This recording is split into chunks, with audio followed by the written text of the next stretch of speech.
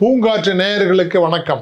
நோய் நொடி இல்லாமல் 100 ஆண்டுகள் வாழ்வது எப்படி என்பதை பற்றி அநேகமாக நான் அறிந்த வகையிலே வேறு எந்த மருத்துவ முறையிலும் சொல்லியிருந்ததை விட சித்த மருத்துவத்திலே மிக அற்புதமாக மிக விளக்கமாக சொல்லப்பட்டிருக்கிறது.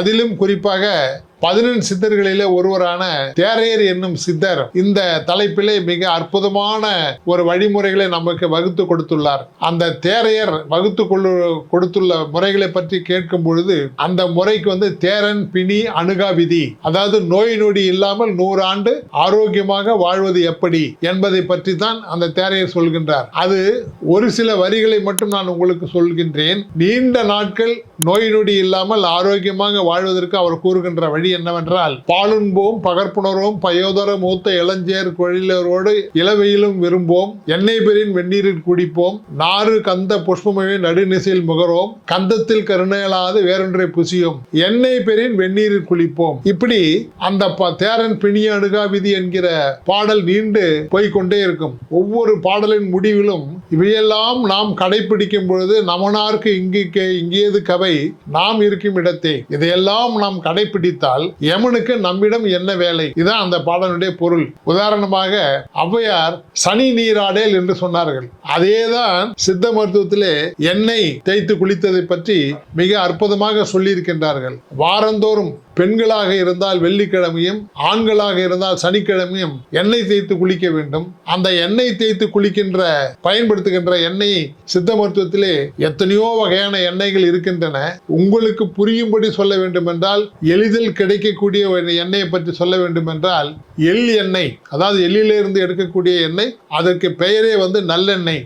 இந்த நல்லெண்ணெயை காலையில் அதிகாலையில் தலைக்கு தேய்த்து 1 மணி நேரம் கழித்து வெந்நீரில் குளிக்க வேண்டும். அதைத்தான் அந்த தேரையர் பெருமகனார் என்ன சொன்னார் என்றால், எண்ணெய் பெறின் வெந்நீரில் குளிப்போம். எண்ணெய் தேய்த்து குளிப்பதாக இருந்தால் வெந்நீரில் தான் குளிக்க வேண்டும், பச்சை தண்ணீரில் குளிக்க கூடாது. ஏனென்றால் எண்ணெயை தேய்க்கும் பொழுது உடம்புல இருக்கக்கூடிய அதிகப்படியான வாத பித்த கப முக்கூற்றங்கள் உள்ளிருந்து வெளிப்பட்டு அதிகப்படியான முக்கூற்றங்கள் வெளிப்பட்டு வரும் பொழுது நாம் பச்சை தண்ணீரில் குளித்தோமானால் நமக்கு சளி பிடிக்கவும் மற்றும் அந்த முக்கூற்றங்கள் தன்னுடைய நிலையிலிருந்து மாறுவதற்கான வாய்ப்பும் நிறையவே உண்டு. ஆகவே எண்ணெய் தேய்த்து குளிக்கும் பொழுது வெந்நீரில் தான் குளிக்க வேண்டும். அதைத்தான் சனி நீர் ஆடல், அதுவும் சனிக்கிழமை எண்ணெய் தேய்த்து குளிக்க வேண்டும் என்று சொன்னார்கள். அந்த காலத்திலே நான் சிறு வயதிலாக இருக்கும் போது கூட என்னுடைய தந்தையார் மிகப்பெரிய ஒரு சித்த வைத்தியர். அவர் வாரந்தோறும் வலுக்கட்டாயமாக எங்களெல்லாம் இழுத்து நல்லெண்ணெயை காய்ச்சி அதிலே சிறிது அரிசி போட்டு தும்பை பூ, அந்த தும்பை பூவை அந்த காய்ச்சி எண்ணெயிலே போட்டு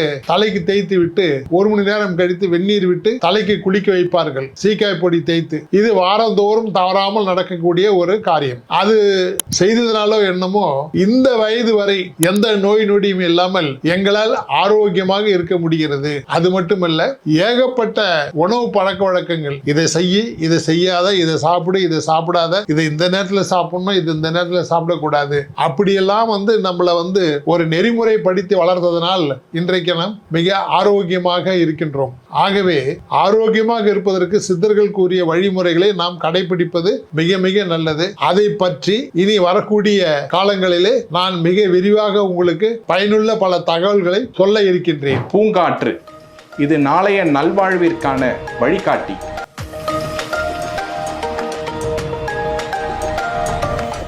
தொடர்ந்து எங்களோட வீடியோக்களை பார்க்கறதுக்கு பூங்காற்று சேனலை சப்ஸ்கிரைப் பண்ணுங்க அண்ட் ஃபாலோ பண்ணிடுங்க.